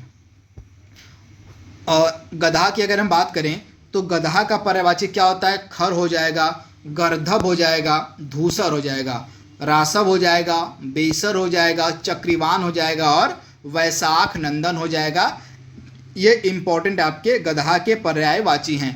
गेह की अगर हम बात करें तो गेह का पर्यायवाची क्या हो जाएगा, घर हो जाएगा, निकेतन हो जाएगा, भवन हो जाएगा। इसके बाद सदन हो जाएगा, आगार हो जाएगा, आयतन हो जाएगा, आवास हो जाएगा, निलय हो जाएगा, धाम हो जाएगा और गृह हो जाएगा। ये इंपॉर्टेंट आपके गेह के पर्यायवाची हैं। गंगा का पर्यायवाची क्या होता है, सुपर इंपॉर्टेंट है। तो गंगा का हो जाएगा जाह्नवी हो जाएगा, देव नदी हो जाएगा। इसके बाद सुरसरित हो जाएगा, भागीरथी हो जाएगा, मंदाकिनी हो जाएगा, देवपागा हो जाएगा और ध्रुव नंदा हो जाएगा गंगा का पर्यायवाची। गणेश का आपका लंबोदर होता है, एक दंत होता है, मूषक वाहक होता है, गजवदन होता है। इसके बाद गजानन होता है, विनायक होता है, गणपति, विघ्न नाशक होता है, भवानी नंदन भी आपका पर्यायवाची होता है गणेश का। इसके बाद महाकाय होता है, विघ्न राज होता है। इसके बाद आपका हो जाएगा मोदक प्रिय हो जाएगा और मोद दाता। ये इंपॉर्टेंट आपके गणेश के पर्यायवाची होते हैं। इसके बाद कुबेर का क्या होता है, यक्षराज हो जाएगा, धनद हो जाएगा, यक्षराज, धनद, ये दो इंपॉर्टेंट आप याद देखिए। इसके बाद आपका हो जाएगा धनादीप हो जाएगा, राज हो जाएगा और इसके बाद आपका हो जाएगा किन्नरेश। ये इंपॉर्टेंट आपके कुबेर के पर्यायवाची होते हैं। इंद्र की अगर हम बात करें तो इंद्र का पर्यायवाची क्या होता है, तो यहाँ पे आप देख लीजिए। इंद्र का आपका पर्यायवाची हो जाएगा सुरपति हो जाएगा, मघवा हो जाएगा। इंद्र का क्या होता है, सुरपति हो जाएगा, मघवा हो जाएगा, पुरंदर हो जाएगा। इसके बाद वासव हो जाएगा, महेंद्र हो जाएगा और देवराज हो जाएगा। ये इंपॉर्टेंट आपके इंद्र के पर्यायवाची हैं। कपड़ा का क्या हो जाएगा, तो कपड़ा का आपका वस्त्र हो जाएगा। इसके बाद पट हो जाएगा, वसन हो जाएगा, अंबर हो जाएगा और चीर हो जाएगा। ये इंपॉर्टेंट आपके कपड़ा के पर्यायवाची हैं। वस्त्र हो जाएगा, पट हो जाएगा, वसन हो जाएगा, अंबर हो जाएगा और चीर हो जाएगा। कमल का क्या पर्यायवाची होता है? तो कमल का आपका सरोज हो जाएगा, जलज हो जाएगा, अब्ज हो जाएगा, पंकज हो जाएगा, अरविंद हो जाएगा, पद्म हो जाएगा। इसके बाद कंज हो जाएगा, शतदल हो जाएगा, अंबुज हो जाएगा। इसके बाद सरसीज हो जाएगा, नलिन हो जाएगा और आपका ताम रस हो जाएगा। किसका पर्यायवाची? तो कमल का। किरण का क्या होता है पर्यायवाची? तो किरण का आपका मरीचि होता है, मयूख होता है, अंशु होता है, कर होता है, रश्मि होता है, प्रभा होता है, अर्ची होता है और आपका गो होता है। ये इंपॉर्टेंट आपके किरण के पर्यायवाची होते हैं। अर्ची में छोटा ही रहेगा आपका। अर्ची में क्या होता है? इस प्रकार से आपका छोटा ई होता है। इसके बाद स्त्री का पर्यायवाची क्या होता है? तो स्त्री का नारी हो जाएगा, वनिता हो जाएगा, महिला हो जाएगा, कांता हो जाएगा और रमणी हो जाएगा। क्या हो जाएगा? नारी, वनिता, महिला, कांता, रमणी। ये इंपॉर्टेंट आपके स्त्री के पर्यायवाची हैं। इसके बाद सुंदर का क्या हो जाएगा? तो सुंदर का रुचिर हो जाएगा, चारु हो जाएगा, रम्य हो जाएगा। रुचिर, चारु, रम्य, सुहावना हो जाएगा, मनोहर हो जाएगा, रमणीक हो जाएगा। इसके बाद ललित हो जाएगा। ये इंपॉर्टेंट आपके सुंदर के पर्यायवाची हैं। इसके बाद आपका मेघ की अगर हम बात करें तो मेघ का पर्यायवाची क्या क्या होता है देख लीजिए यहाँ पे। तो आपका मेघ का हो जाएगा, घन हो जाएगा, जलघर हो जाएगा, वारिद हो जाएगा, बादल हो जाएगा। इसके बाद नीरद हो जाएगा, वारिधर हो जाएगा, पयोद हो जाएगा, अम्बुद हो जाएगा और पयोधर हो जाएगा। ये इंपॉर्टेंट आपके मेघ के पर्यायवाची हैं। इसके बाद मुनि का क्या हो जाएगा? यति हो जाएगा, अवधूत हो जाएगा, सन्यासी। यति, अवधूत, सन्यासी, वैरागी, तापस, संत, भिक्षु, महात्मा, साधु, मुक्त पुरुष। इंपॉर्टेंट आपके मुनि के पर्यायवाची हैं। इसके बाद रात्रि का क्या हो जाएगा? तो रात्रि का सरवरी होता है। रात्रि का क्या होता है? तो रात्रि का सरवरी होता है, निशा होता है, रात होता है, रैन होता है। इसके बाद रजनी होता है, यामिनी होता है, त्रियामा होता है, विभावरी होता है और छड़दा होता है। ये इंपॉर्टेंट आपके रात्रि के पर्यायवाची हैं। राजा का क्या होता है? राजा का नृप होता है, भूप होता है। नृप, भूप, महीप, महीपति हो जाएगा, नरपति हो जाएगा, नरेश हो जाएगा। इसके बाद भूपति हो जाएगा, राव हो जाएगा और सम्राट हो जाएगा। ये इंपॉर्टेंट आपके राजा के पर्यायवाची हैं। सिंह का क्या हो जाएगा? शार्दुल हो जाएगा, व्याघ्र हो जाएगा, पंचमुख हो जाएगा, मृगराज हो जाएगा। इंपॉर्टेंट है सिंह का पर्यायवाची, आप याद कर लीजिएगा। शार्दुल, व्याघ्र, पंचमुख, मृगराज, मृगेंद्र हो जाएगा, केसरी हो जाएगा, केहरी हो जाएगा। केहरी भी होता है इसका पर्यायवाची। इसके अलावा केसी हो जाएगा और महावीर हो जाएगा सिंह का पर्यायवाची। सूर्य का होता है मार्तंड होता है, दिनकर होता है, रवि होता है, भास्कर होता है, मरीचि होता है। सूर्य का क्या होता है? तो मार्तंड होता है, दिनकर, रवि, भास्कर, मरीचि, प्रभाकर, सविता हो जाएगा, पतंग हो जाएगा। इसके बाद आपका दिवाकर, हंस, आदित्य, भानु, अंशुमाली। ये इंपॉर्टेंट आपके सूर्य के पर्यायवाची हैं। इसके बाद और महादेव की अगर हम बात करें तो महादेव का शंभु हो जाएगा, ईश हो जाएगा, शंभु हो गया, ईश हो गया, पशुपति हो गया, शिव हो गया, महेश्वर हो गया, शंकर हो गया। इसके बाद आपका चंद्रशेखर हो गया, भव हो गया, भूतेश हो गया, गिरीश हो गया, हर हो गया और त्रिलोचन हो गया। ये इंपॉर्टेंट आपके महादेव के पर्यायवाची हैं। मछली का मत्स्य होता है, सफरी होता है, मीन होता है, जल जीवन होता है और झक होता है मछली का पर्यायवाची। तो इंपॉर्टेंट है, इनके बारे में आपको याद रखना है। वृक्ष की अगर हम बात करें तो वृक्ष का आपका हो जाएगा तरु हो जाएगा, द्रुम हो जाएगा।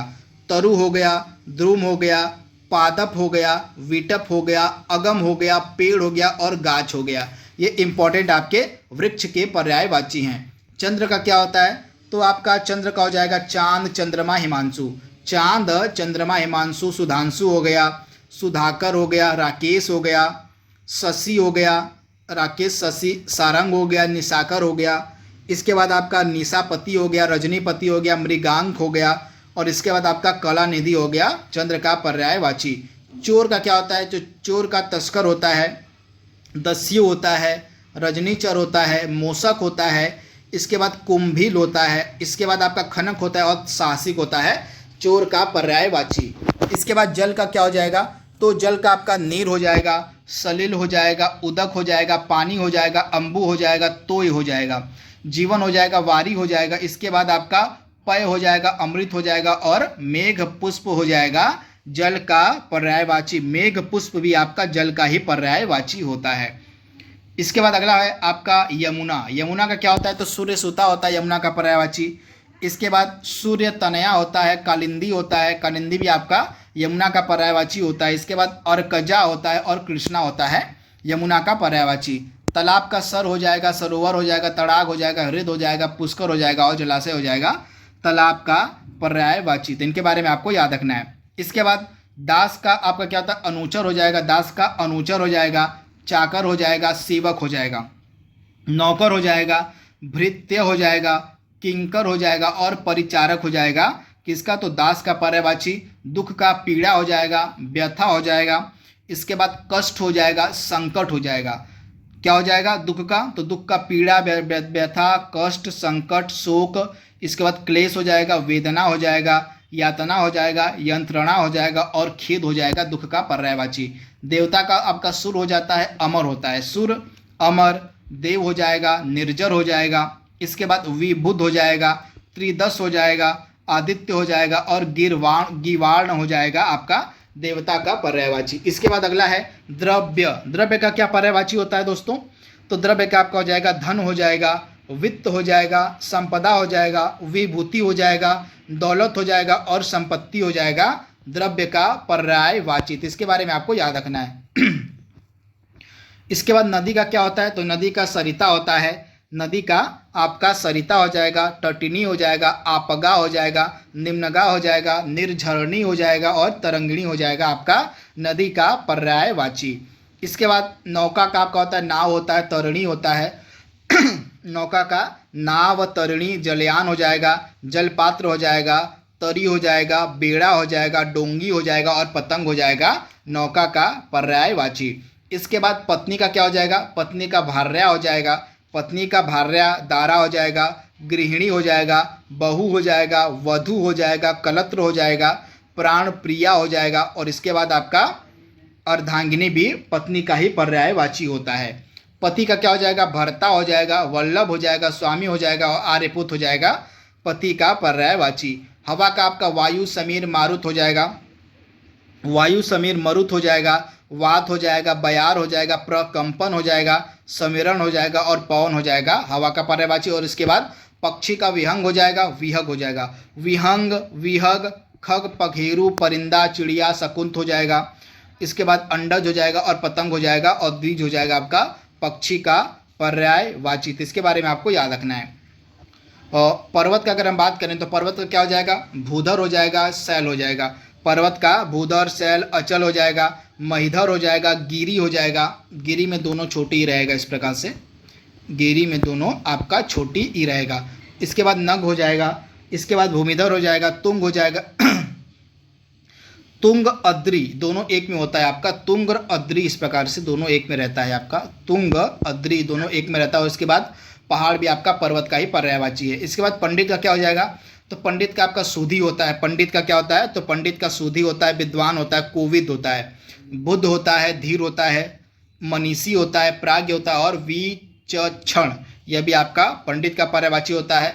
पुत्र का तनय हो जाएगा, सूत हो जाएगा, तनय, सूत, बेटा, लड़का, आत्मज और तनुज हो जाएगा आपका पुत्र का पर्यायवाची। पुत्री का आपका तनया हो जाएगा, सूता हो जाएगा, बेटी हो जाएगा, आत्मजा हो जाएगा। इसके बाद दुहिता हो जाएगा, नंदिनी हो जाएगा और तनुजा हो जाएगा। पृथ्वी का आपका भू हो जाएगा, ईला हो जाएगा, भूमि हो जाएगा, भू, ईला, भूमि। इसके अलावा धरा, उर्वी, धरती, धरित्री, धरणी, वसुधा, वसुंधरा, ये सभी इंपॉर्टेंट आपके किसके पर्यायवाची हैं? तो ये पृथ्वी के पर्यायवाची हैं। पुष्प का क्या हो जाएगा? फूल हो जाएगा, सुमन हो जाएगा, कुसुम हो जाएगा और प्रसून हो जाएगा पुष्प का पर्यायवाची। तो इसके बारे में आप याद रखिएगा। इसके बाद बाण का क्या हो जाएगा? बाण का तीर हो जाएगा, सर हो जाएगा। बाण का क्या होता है? तो बाण का तीर हो जाएगा, सर हो जाएगा, विसिक हो जाएगा। इसके बाद आशुग होता है, सिलिमुख होता है और नाराज होता है बाढ़ का किसका? बाढ़ का पर्यायवाची। बिजली का क्या होता है? बिजली का चंचला होता है, चपला होता है। चंचला, चपला, विद्युत हो जाएगा, सौदामिनी हो जाएगा, दामिनी हो जाएगा, तड़ित हो जाएगा। इसके बाद बीजूरी हो जाएगा और क्षण प्रभा हो जाएगा बिजली का पर्यायवाची। इसके बाद ब्रह्मा का क्या होता है? तो ब्रह्मा का आपका आत्मभू होता है, इसके बाद आत्मभू में बड़ा भू रहेगा, बड़ा ऊ का मात्रा रहेगा, बड़ा ऊ का मात्रा आत्मभू में। इसके बाद स्वयंभू होता है। इसके बाद चतुरानन होता है, चतुरानन होता है, पितामह होता है और ब्रह्मा का। और इसके बाद आपका क्या हो जाएगा, हिरण गर्भ होता है, लोकेश होता है। इसके बाद विधि होता है और विधाता होता है ब्रह्मा का पर्यायवाची। तो दोस्तों इस तरह से जो भी इम्पोर्टेंट आपके पर्यायवाची शब्द बन सकते थे उनको हमने देख लिया है। अब हम इनसे जुड़े इम्पोर्टेंट MCQs को सॉल्व करने जा रहे हैं। तो सभी प्रश्नों का जवाब आपको देते चलना है। तो चलिए वीडियो में आगे बढ़ते हैं। तो पहला प्रश्न आपके स्क्रीन पर है और इसमें आपको सरस्वती का पर्यायवाची पूछा जा रहा है कि सरस्वती का पर्यायवाची क्या होगा, इम्पोर्टेंट है। तो दिए गए ऑप्शन में से सरस्वती का पर्यायवाची कौन सा नहीं है पूछा गया, सॉरी कौन सा नहीं है। तो इसमें से जो आपका इंदिरा है या आपका सरस्वती का पर्यायवाची नहीं है, तो इंदिरा आपका राइट आंसर हो जाएगा। तो इसके अलावा आपका हो जाएगा शारदा हो जाएगा, शारदा के अलावा आपका वाग्देवी हो जाएगा, शारदा के अलावा वाग्देवी हो गया और आप वाग्देवी हो गया और भारती हो गया, ये सभी आपके और सरस्वती के पर्यायवाची होते हैं। लेकिन आपका इंदिरा जो है सरस्वती का पर्यायवाची नहीं होता। इसके अलावा और भी पर्यायवाची होते हैं सरस्वती की, जैसे ब्राह्मी हो जाएगा, भारती हो जाएगा, भाषा हो जाएगा, वाक हो जाएगा, वाक इस प्रकार से वाक भी आपका सरस्वती का पर्यायवाची होता है आपका। इसके बाद गीरा होता है, गीरा भी आपका सरस्वती का ही पर्यायवाची होता है।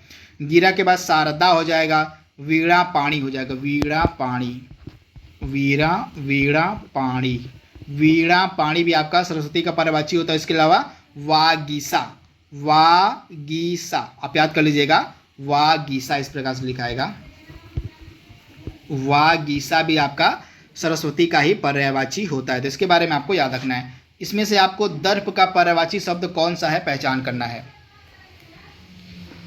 तो इसमें से दर्प का पर्यायवाची कौन सा हो जाएगा, अहंकार हो जाएगा। ऑप्शन आपका जो डी यहाँ पे है बिल्कुल सही दिया गया है, अहंकार जो हो जाएगा यह दर्प का पर्यायवाची शब्द हो जाएगा। अगला प्रश्न आपके सामने है, गजवदन का पर्यायवाची क्या हो जाएगा, गजवदन का।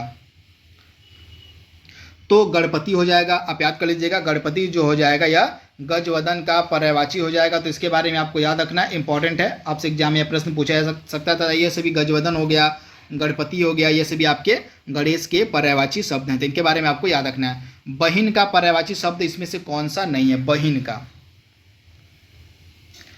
तो बहिन का इसमें से पर्यायवाची शब्द कौन सा नहीं है, तो इसमें से आपका जो चित्रक है आपका बहिन का पर्यायवाची शब्द नहीं है। बाकी आपके भगिनी हो गया, सह गर्भिणी हो गया, बांधवी हो गए, ये सभी आपके बहिन के पर्यायवाची शब्द, लेकिन आपका चित्रक जो है बहिन का पर्यायवाची शब्द नहीं है।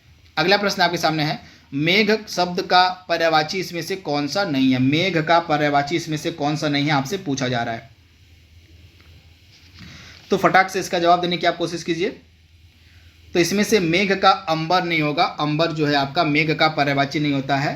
तो आप इसे याद कर लीजिएगा। तो अंबर किसका पर्यायवाची होता है, तो अंबर जो आपका होता है, इसका जवाब आप कमेंट बॉक्स में देंगे कि अंबर जो है किसका पर्यायवाची होता है। बाकी पयुद हो गया, वारिद हो गया, अम्बुद हो गया, ये सभी आपके मेघ के पर्यायवाची हैं। मेघ के सभी पर्यायवाची मैंने पिछले जितने भी पर्यायवाची शब्द आपको बताए तो उसमें मैंने आपको बताया पूरे डिटेल मेघ का पर्यायवाची, तो उसको आप देख लीजिएगा।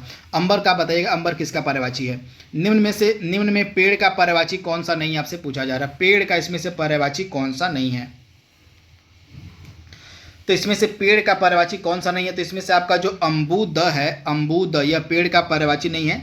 बाकी आपका दरख्त हो गया, रुख हो गया और द्रुम, दरख्त, रुख और द्रुम ये आपके पेड़ के पर्यायवाची हैं। इसके अलावा आपका विटप हो जाएगा, अगम हो जाएगा, गाछ हो जाएगा और तरु हो जाएगा, ये सभी आपके पेड़ के ही पर्यायवाची। इनके बारे में मैंने पिछले जितने भी पर्यायवाची शब्द बताए उसके बाद उसमें मैंने पेड़ के पर्यायवाचियों को बताया हुआ है। तो अम्बुद आपका जो है पेड़ का पर्यायवाची नहीं है।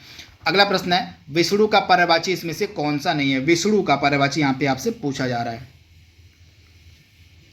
तो इसमें से विष्णु का पर्यायवाची उर्मी नहीं है, उर्मी जो है आपका विष्णु का पर्यायवाची नहीं है। बाकी आपका उपेंद्र हो गया, उपेंद्र हो गया। इसके बाद आपका हो जाएगा उपेंद्र हो गया, शेष साई हो गया, शेष साई हो गया और इसके बाद चक्रपाणी हो गया। ये सभी आपके क्या हैं, ये सभी आपके विष्णु के पर्यायवाची हैं। मैं एक बार आपको बता दे रहा हूँ, आप नोट डाउन कर लीजिएगा।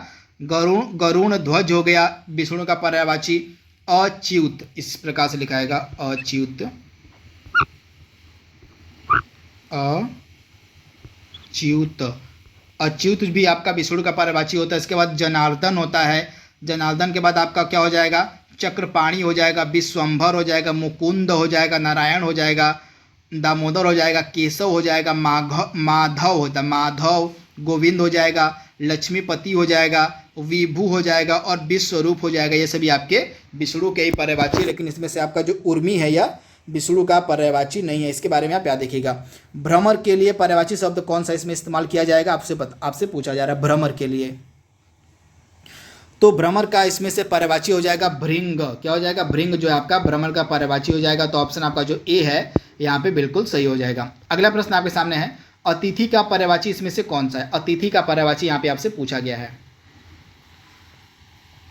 तो अतिथि का इसमें से क्या हो जाएगा, अभ्यागत हो जाएगा, यानी कि ऑप्शन आपका ए यहाँ पे बिल्कुल सही हो जाएगा, अभ्यागत।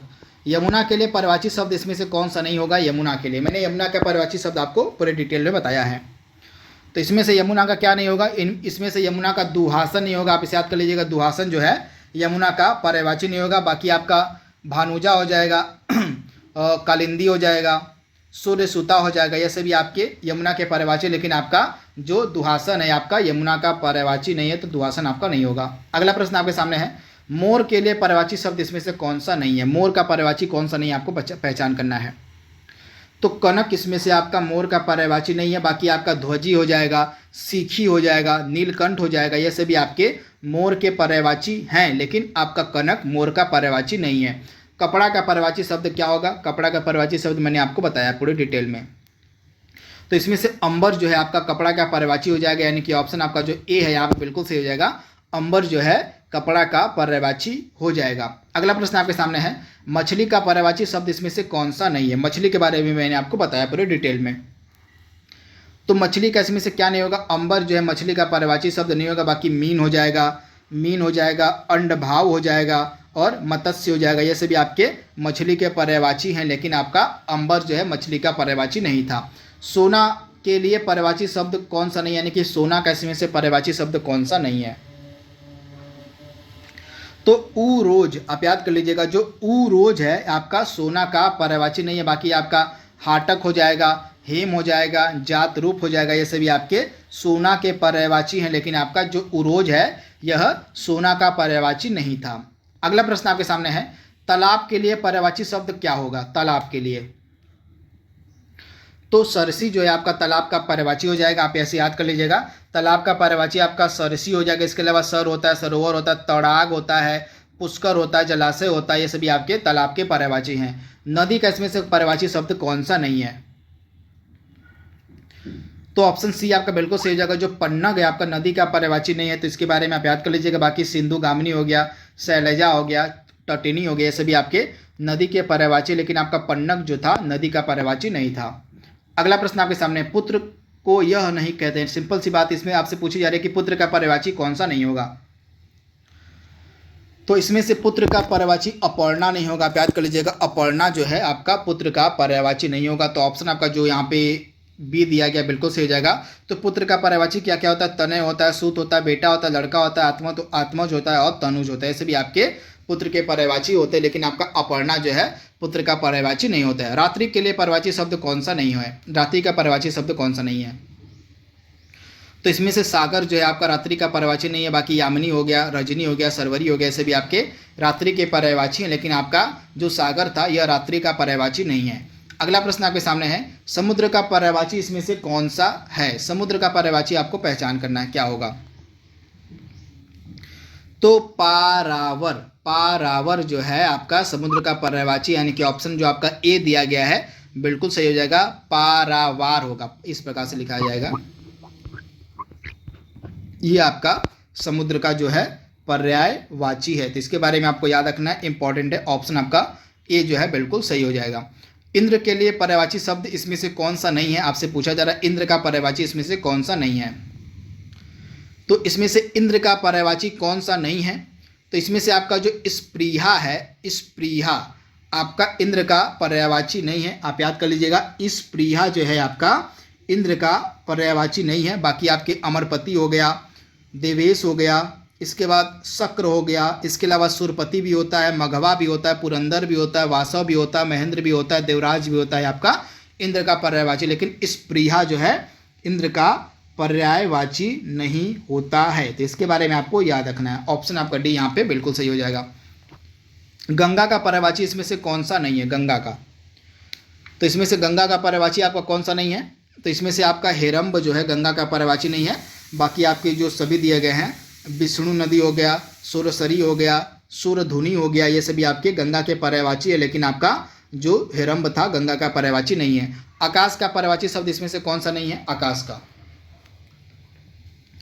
तो मधुदूत, ऑप्शन जो आपका यहाँ पे बी दिया गया मधुदूत, यह आकाश का पर्यायवाची नहीं है। बाकी तारापथ हो गया, अभ्र हो गया, फलक हो गया, ये सभी आपके आकाश के पर्यायवाची, लेकिन आपका जो मधुदूत है आपका आकाश का पर्यायवाची नहीं है। दोस्तों ये सभी जो एमसीक्यूज मैं आपको करा रहा हूँ, ये आपकी जो आदित्य पब्लिकेशन की एकदम लेखपाल की लेटेस्ट की बुक आई थी, उसी से मैंने सभी क्वेश्चंस को उठाया हुआ है।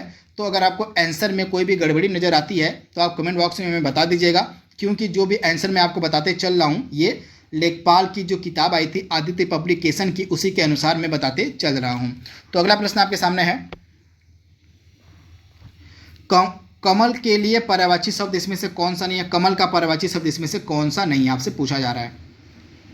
तो इसमें से कमल का पर्यायवाची शब्द कौन सा नहीं है? तो वसन आपका कमल का पर्यायवाची शब्द नहीं है। बाकी आपका इंदिवर है, उत्पल है, ताम्रस है, ये सभी आपके कमल के पर्यायवाची हैं, तो इनके बारे में आपको याद रखना है। इसके अलावा सरोज हो गया, जलज हो गया, अब्ज हो गया, पंकज हो गया, अरविंद हो गया, पद्म हो गया, कंज हो गया, शतदल हो गया, अंबुज हो गया, सरसिज हो गया, नलिन हो गया, ताम्रस हो गया, सभी आपके क्या है? तो कमल के पर्यायवाची होते हैं। लेकिन आपका जो लास्ट वाला ऑप्शन दिया गया था वसन, यह कमल का पर्यायवाची नहीं था।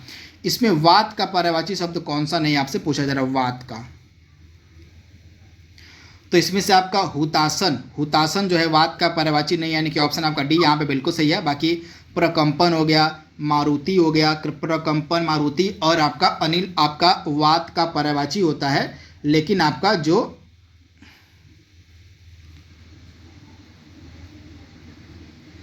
प्रकंपन हो गया, मारुति हो गया आपका और कृषाणु, ये सभी आपके क्या होते हैं? तो ये सभी आपके वात के पर्यायवाची, लेकिन आपका हुतासन जो है वात का पर्यायवाची नहीं था। तो इसके बारे में आपको याद रखना है, इंपॉर्टेंट है। इसके बाद अगला प्रश्न आपके सामने है, इनमें से कौन सूर्य का पर्यायवाची है, आपसे पूछा जा रहा है। तो सूर्य का पर्यायवाची इसमें से कौन सा है आपको बताना है। तो इसमें से आदित्य जो है आपका सूर्य का पर्यायवाची हो गया, यानी कि ऑप्शन आपका जो ए दिया गया है बिल्कुल सही हो जाएगा। आदित्य जो है आपका सूर्य का पर्यायवाची है। अग्नि को हम यह नहीं कहते हैं कि अग्नि का पर्यायवाची इसमें से कौन सा नहीं होगा।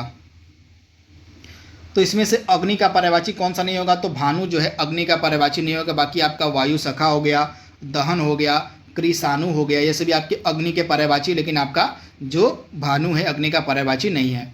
अगला प्रश्न आपके सामने है, धनुष का पर्यायवाची इसमें से कौन सा नहीं है? धनुष का आपको बताना है पर्यायवाची कौन सा नहीं है।